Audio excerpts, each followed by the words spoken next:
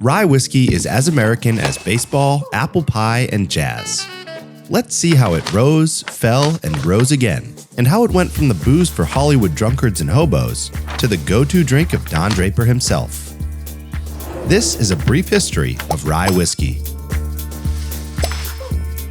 It all started in the 1600s with a Germano-Gaelic connection in Pennsylvania and Maryland. The Scottish and Irish immigrants brought their art of whiskey making, while the Germans and Dutch knew how to grow rye. The Northeast was perfect for the grain, and distilling rye whiskey was a no-brainer. The main styles were the Pennsylvanian straight rye whiskey, aka the Monongahela Rye Whiskey, named after the river that flows through Pittsburgh, and the Maryland Rye. Monongahela was made from rye and barley, distilled in now-forgotten 3-chamber stills, while Maryland Rye was a sweeter mix of rye and corn, often flavored with cherry or prune juice. But it took a revolution to incite a Ryevolution. When the Americans rebelled against England, the world's largest naval power, they lost access to Caribbean molasses and their favorite drink, rum. The distillers were more than ready to step in and introduce a new spirit to New America. In 1810, 6.5 million gallons of Monongahela rye were produced, 3 times more than bourbon. Rye whiskey became the true American spirit, and even George Washington distilled it when he left the Oval Office. Then people discovered aged rye whiskey, completely by accident. At that time, whiskey was kept in oak barrels for simple transportation, since it took ages to ship booze from one side of America to the other. By the middle of the 1800s, maturation became a hot trend, and even Herman Melville mentioned it in Moby Dick. When the crew stabbed the poor whale, blood came out and it was red as old Monongahela, which means that by 1851, aged whiskey was everywhere. Then, the cocktail culture came from London, and quintessential mixes like the Manhattan and Old Fashioned were invented.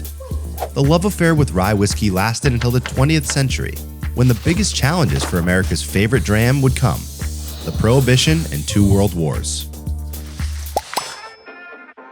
Rye was actually quite expensive to make, so when Uncle Sam said hooch is unconstitutional, the Colossus crumbled overnight. It was replaced by a low-quality, bootleg Canadian excuse for rye whiskey, and suddenly, rye equaled bottom shelf rubbish. It was like John Travolta going from Pulp Fiction to Battlefield Earth. This fall from grace was further exacerbated by Hollywood movies where only bums and gangsters drank rye whiskey. The cool guys drank bourbon. Then, after World War II, James Bond delivered the final blow when he introduced gin and vodka martinis to pop culture. By the 1980s, rye was a dinosaur enjoyed only by old geezers, and what used to be the hippest Stars and Stripes booze was now a forgotten hero. History seems to be cyclic, and rye whiskey is having a long overdue renaissance. It saw a slow resurgence in the 1990s when bourbon became cool again, and with hipster artisanal distilleries, rye whiskey is having a great comeback, Winona Ryder style.